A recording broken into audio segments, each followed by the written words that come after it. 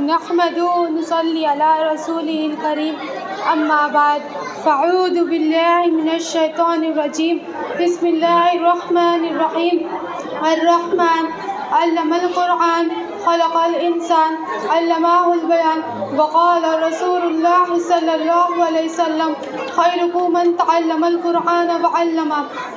وہ معزز تھے زمانے میں مسلمان ہو کر اور ہم خوار و تارک قرآن ہو کر، الہی رونق اسلام کے سامان پیدا کر، دلوں میں مومن الفت قرآن پیدا کر۔ قابل قدر حضرت اساتذہ کرام، پردہ نشین میری ماں اور بہنوں، السلام علیکم ورحمۃ اللہ وبرکاتہ۔ اس عظیم مجلس میں قرآن کریم کی فضیلت پر روشنی ڈالنا چاہتی ہوں۔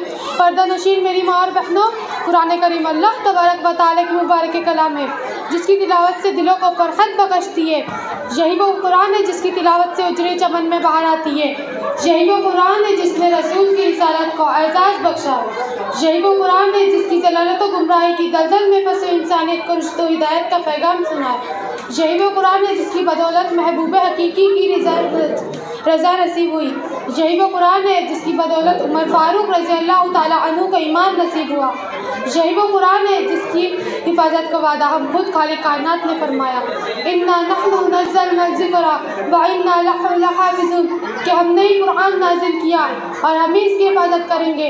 پردہ نشین میری ماں اور بہنوں، اس کا دیکھنا بھی عبادت ہے، اس کا پڑھنا بھی عبادت ہے، اس کا پڑھانا بھی عبادت ہے، اس کا یاد کرنا بھی عبادت ہے، اس کا سمجھانا بھی عبادت ہے، اس کا سمجھنا بھی عبادت ہے، اور اس پر عمل کرنا دنیا کی سب سے بڑی عبادت ہے۔ یہ کتاب انسانوں کے لیے دستور حیات ہے، بلکہ پوری انسانیت کے لیے آب حیات ہے۔ یہ قرآن کے صدقے اللہ تعالیٰ نے عمر کو امیر المؤمنین بنا دیا۔ یہی وہ عمر جو اسلام اور قرآن کی جانب دشمن کفر و شرک کے متوالے حضور صلی اللہ علیہ وسلم اور اس کے صحابہ کو مٹھانے پر کمر بستہ اور ایسا سخت دل کا بارش کا ایک قطرہ بھی نہ رکے، لیکن قرآن کریم کی وجہ سے پتھر دین موم ہو گیا اور مشرف با اسلام ہو گیا۔ کسی نے سچ کہا کہ کلام اللہ کو دل میں بساؤ اے مسلمانوں، کلام اللہ کو دل میں بساؤ اے مسلمانوں، خدا کی جاتی لا لگاؤ اے مسلمانوں۔ زمانے میں خدا کا آخری پیغام قرآن ہے، اسی کو مقصد اصلی بناؤ اے مسلمانوں۔ یہ ایسا کلام ہے جس میں کسی بھی قسم سے جھوٹ داخل نہیں ہو سکتا۔ سورج بے نور ہو سکتا ہے، ستارے ٹوٹ پھوٹ سکتی ہے، زمین پھٹ سکتی ہے، لیکن اللہ کا قلم بدل نہیں سکتا۔ لیکن افسوس صد افسوس، آج کے اس ترقی یافتہ دور میں حفظ قرآن کو فضول اور بیکار سمجھا جا رہا ہے۔ ان کا الفاظ رٹنے کو حماقت سے تعبیر کیا جا رہا ہے۔ کہا جا رہا ہے کہ اس کا رٹنا اور بے سمجھ کے پڑھنا بے سود ہوتا ہے۔ حالانکہ ایک موقع پر خدا کے پیارے نبی محمد صلی اللہ علیہ وسلم نے ارشاد فرمایا، جس نے قرآن پڑھا اور اس پر عمل کیا تو اس کے والدین کو کل قیامت کے دن ایسا تاج پہنایا جائے گا جس کی روشنی سورج کی روشنی سے زیادہ چمکدار ہوگی۔ اور ترمذی شریف کی روایت ہے کہ جس نے قرآن حفظ کیا اور حلال و حرام سمجھتے اچھی زندگی گزار دی تو اللہ تعالیٰ اس حافظ قرآن کو جنت میں داخل فرمائیں گے، اور 10 ایسے آدمی کو شفا کا حق ملے گا جو جہنمی ہوں گے۔